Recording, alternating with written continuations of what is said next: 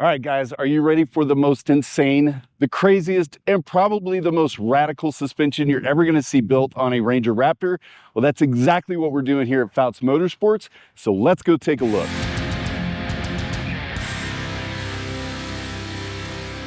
All right, guys, I'm here in Mesa, Arizona at Foutz Motorsports with the Godfather Raptor himself, Greg Foutz. All right, let's cut this thing in half. I think there's probably a couple guys that would be mortified if they saw us with the big Sawzall, like. Make yourself useful. You know, I do have to say, Bud was really good at digging. He dug. Like a farmer for hours. We're gonna go racing. We're gonna finish this damn thing. So, that's what's gonna happen. Yeah, he probably doesn't like that, but I'm gonna say it. I guess it was about January. I was sitting on the couch one night and I saw Greg post something about Bronco Raptor mid-travel, and he's going about how awesome it was. And I'm watching the videos that he posted, and I just went straight to Messenger and I was like, hey, what do you got for Ranger Raptor yet? And he's like, nothing, I need a Ranger Raptor. And I was like, got you, dude. So Greg and I, we started chatting it up and we made plans. And I dropped the truck off here a few months ago and just told him, do whatever you want. You're gonna see it in the rear in a minute. We kind of contemplated whether or not you should do that, even bother with it. And I said, yes. Absolutely, I think you should. And we're gonna touch on that in a minute, but I'm just gonna let Greg start talking from the beginning of the truck, and then we're gonna work our way to the back, which I think is really cool and nobody's seen that yet. So, but first of all, when I say the Godfather, I'm not gonna let you off that easy. Tell me your pedigree, Greg. Let's tell everybody that's watching, why would I call you the Godfather Raptor? Well, one of them at least. I started off as the janitor. Yeah. No, I'm just kidding. Well, so I've had a long career with Ford. We did a lot of work with Ford. And back when the F-150 Raptor first came out, we were doing a lot of off-road racing. I raced stock production trucks for years and years with Ford and had a great time. We were blessed with that, right? So when they wanted to do Raptor, we got a call from the race director. His name was Cliff Irie at the time. He says, hey, we got this crazy idea. We're going to do this production-based off-road truck, and it's going to be awesome. I'm like, okay. So he's like, we want you to build one, and let's go race the Baja 1000 with it. I'm like, okay, so. Then we're gonna need a team. Ford invited those who'll drive the Raptor R to this meeting. How many in your crew? Bud Brutzman, We're on a mission from God. Gene Martindale, Guys that never lose. Randy Merritt, But they all have something unique to bring to the game. Steve Oligas, Who else is on the list? He is the list. Greg Foutz. In addition to driving, Greg will be in charge of fabricating the race truck at his home base in Arizona. It didn't exist yet, right? It was concept and prototype. So we worked out this program and we ended up building the first Gen 1 Raptor. We built the race truck in our shop, roll cage and all that stuff, took it to Mexico. Team Raptor, at its finest. Lucha Libre. Raced the Baja 1000 in it. Everybody did exactly what needed to be done. Everybody pitched in 100%. And look at where we are, a third place finish at the Baja 1000 with a brand new Raptor truck to show the world how tough these F-150s are. And they made a documentary called Born in Baja. And that was really the launch pad, in my opinion, that made the F-150 Raptor so popular. Everybody saw it. Yeah. We proved in Mexico that it was durable. It was everything that the Ford guys told everybody it was going to be. So it was this awesome adventure that we did that was super fun, super cool. You know, you think it's like one of those once in a lifetime deals that you're going to get to do, and it was amazing. But that was really the springboard, and that's where Raptor started to kind of take off. Yeah, and here we are today. Now we have 3 different Raptor models to choose from, not just the F-150. So, and now we have the Ranger Raptor, the newest horse in the stable, I guess, or dinosaur in the stable. But, but yeah, I mean, just knowing that about Greg, and when Greg was like, yeah, I'll do it, I'm like, dude, this is awesome. Greg Foutz is going to build my truck. let's talk about what you've done, particularly on the front end. We'll start there, and do me a favor and explain to people what mid-travel is exactly, because a lot of people throw that term around So fat. and don't really use it correctly, I think, a lot of times. In normal terms, I mean, you'll hear different people will explain it different ways, right? It's enhancements of the suspension without really going bigger or longer or wider, right? So mid-travel, we maintain the stock coil bucket, and a lot of times you maintain the stock shock or an aftermarket replacement that goes in the same location, right? And then we add to it a billet upper arm where you can fix some of the geometry, add caster, Right. a little camber, maybe depending on what you're trying to do. We add a secondary shock, a bypass shock that sits behind it, Yep. and then a bump stop and a limit strap typically. Fabricated lower arms so we can make it durable. And then we do a few things to strengthen up, like the lower arm pivot locations, so when you hit a big rock, it doesn't bend everything. Yeah. Because that's the next weak link, right? You end up chasing the weak link around until you get everything square. Yep. And then in this particular case, because these don't have a good sway bar like the Bronco Raptors have, a good aftermarket sway bar kit like we do on our F-150 projects. Yeah. So in your case on this truck, I mean, it's got everything. A new fabricated lower arm. You wanted ADS shocks, so you got an ADS bypass on there. So it's a 3-inch bypass shock that's attached to the fabricated arm. And you can see it stuffed into the tower in here. Yeah. I mean, it's tight. It's 10 pounds of stuff in a 5-pound bag. Yeah. We maintain the stock factory Ford shock, so the live valve still works in the front. And then again, our billet upper arm and all that stuff to make it handle right. Rad. So we didn't really gain extra travel, but it's really what it's just smoothing out and just making everything so much more capable. You gained a tiny bit of travel because I moved the shock in a little bit. Oh, okay. So you get a little bit, but it's negligible. Okay, Yeah. it's pretty much about stock travel, but it's so much better handling, way better usability, way better control. Externally adjustable now with the bypass tubes. You can control your rebound separately from your compression. So that's really where you shine. You can make it handle good on little bumps and big bumps both. Make it where you can drive it through Starbucks like you always do. Hey, is that coffee? Hey, can I have a cup of coffee? and still be able to get in the dirt, you know, Yeah. and be comfortable. That's awesome. Comfortable, predictable, reliable. Yeah, predictable and reliable. That's the key. But that's stuff that we've kind of seen before because you already did it on Bronco Raptor. You've done it on a lot of F-150 Raptors as well. Bonus, he also made A-pillar lights for this, or what do you guys call them? Yeah, A-pillar mounts, yep. A-pillar light brackets for the Ranger Raptor will now be available from Foutz. So we'll probably get some lights on back when we get back to Texas. But really, what the star of this video is in the back here, and I can't wait to show you guys what this is about, because when we first talked about doing this, we didn't know whether or not it was even worth doing and whether or not people would be interested, but I didn't think people would do the front end and not do the rear end this way. So let's start talking about the rear end then. The big trick on this one was getting more wheel travel out of the rear. The Ranger Raptor has limitations on wheel travel because it's a Watts link rear suspension. Yep. And from the factory, it works good, right? It's not bad. It works good. But to get more wheel travel, you got to change geometry and you've got to get a longer shock in there. Yeah. So, you know, the shock height is really the limitation for how much travel you can get.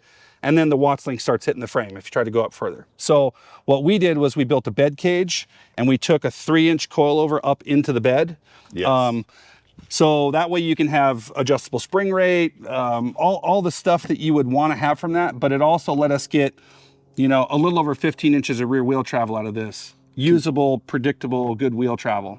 And for those at home that don't know, what is the rear? 10? Yeah, stock? it's about 10. We gained about, we'll call it 5 inches of wheel travel in the back, which is a lot of wheel travel. That's a lot to gain on any truck, I think. Yeah. Particularly on this guy, man, the work is beautiful on this. And the way you guys incorporated, this is the same bed rack you guys use in the F-150? Or It's a little bit narrower? No, it's narrower. Okay. It's actually, this is completely different than the F-150 one. Okay. Yeah, because the width of the truck is so much narrower. Yeah. I reused a couple parts, like the middle cross rails, the tubes, those are the same. Okay. Everything else is different. Okay. And a matter of fact, because we built the shock mounts into this, in this version of the truck, it's a whole different back firewall and everything to make that work the right way. It's like 10 pounds of stuff in a 5-pound bag, right? Yeah. And getting everything to fit and cycle correctly and work together it's tricky.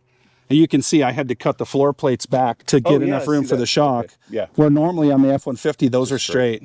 But in order to get enough room to have that shock clear the frame and all that stuff, we had to do that. Yeah, I thought that was pretty cool that you were even able to get, I didn't know if you were able to actually be able to get that shock in there. But yeah, you did it. It was tricky. And if you look under, you know, we had to cut the section of the frame out where the stock shock was, which is kind of nice because the way the frame goes, it goes forward and then it ducks in and has this nice little pocket where the stock shock goes. Well, if you take that section out, it gives you a nice passageway for that shock to sit in. And that doesn't compromise the integrity of the frame at all, really, because the shocks are going to be mounted to the bed, which are then mounted to the frame separately. Right. And the sheet metal that we took out where the shock comes into the top, we never cut into the actual frame rail at all. It's just the sheet metal they add on to it. So it shouldn't be bad. And we also replated in the caps and stuff like that. And if you look carefully, we used one of the bolts that goes to the frame to support the front. And there's 2 more bolts that go down and another big section of sheet metal that attaches the shock mounts down to the frame that gets welded in before the bed goes back on. Okay. Because you can't rely just on the one bed bolt, right? And then there's some supporting and stuff that we welded under the stock bed bolt locations too. So it's probably a little overbuilt. It's probably a little more than you need from time to time, but I don't want stuff to bend. Yeah, no kidding. Especially that stuff. Right. And then it looks like you put you guys have your jack in there too, huh? Yep. That's y'all's design, y'all's modified jack. Yeah, it's a Harbor Freight aluminum jack, so it's not a super expensive jack part, but then we make the bracketry, quick release, and the little handle support and all that stuff so you can get it in and out. And then obviously this is set up so you can put 2 tires in it. And you can put 2 37s in there real easy, and the center section's a gas can holder, and there's a couple of special sized gas cans that fit in there for you. So when you're doing your Mexico trips with your buddies at the Texas Raptor runs, then you got enough fuel to make sure you get everywhere. The other stuff we did underneath is it's got billet rear links on the bottom. Yep.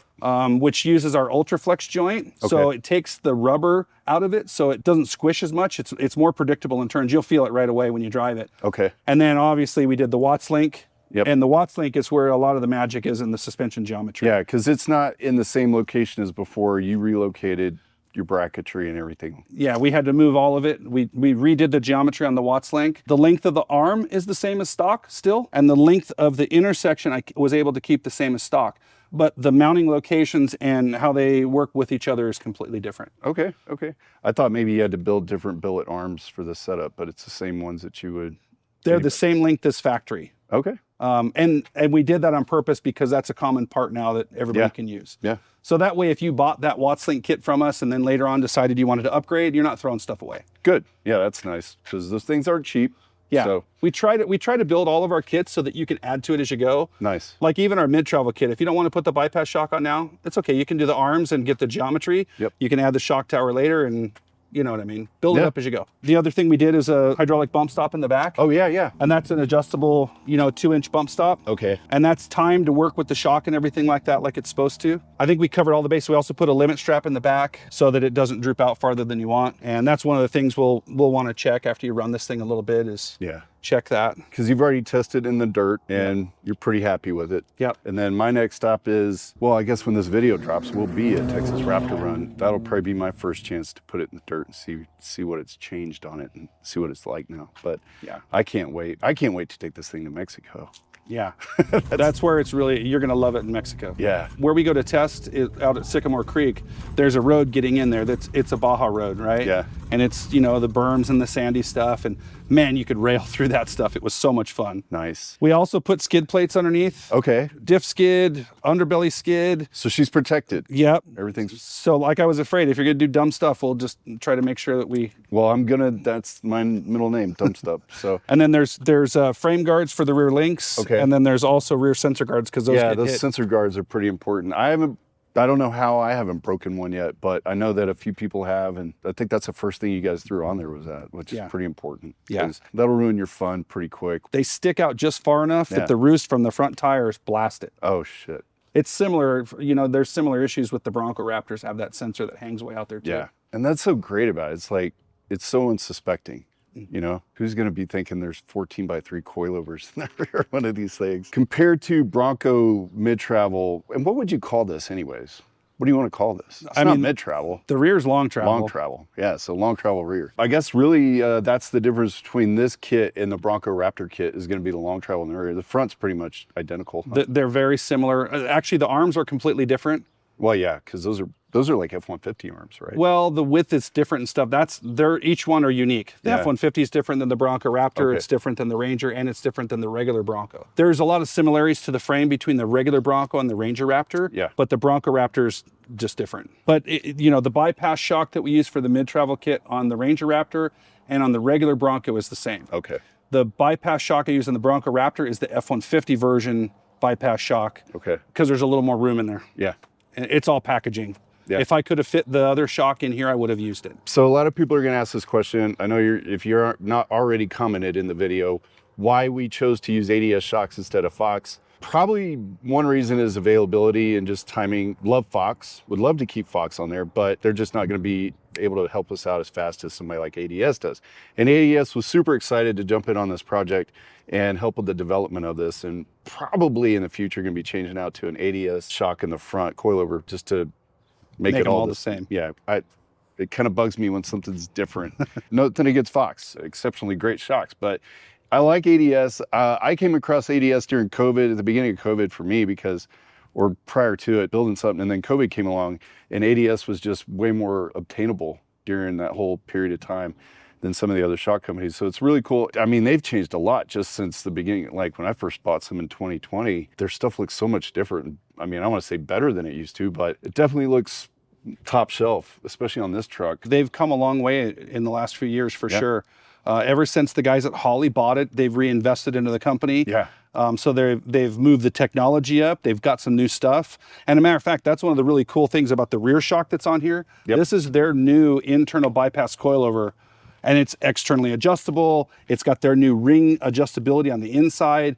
So, you know, this is really cool new stuff that you're seeing in the race side of things come a little bit closer to the street. Cool. But, you know, that was one of the reasons. This is a great environment to test that with for them, get some feedback, figure out how they really work. But a true adjustable internal bypass coilovers, it's pretty cool. I think it's insane. I can't wait to drive this thing. I can't wait to get it to Raptor Run. We're going to leave tonight and drive back to Texas because we still have a lot of work to do to prep for the event. We're going to add some stuff back to the truck that was previously on here and incorporate some new parts to the build.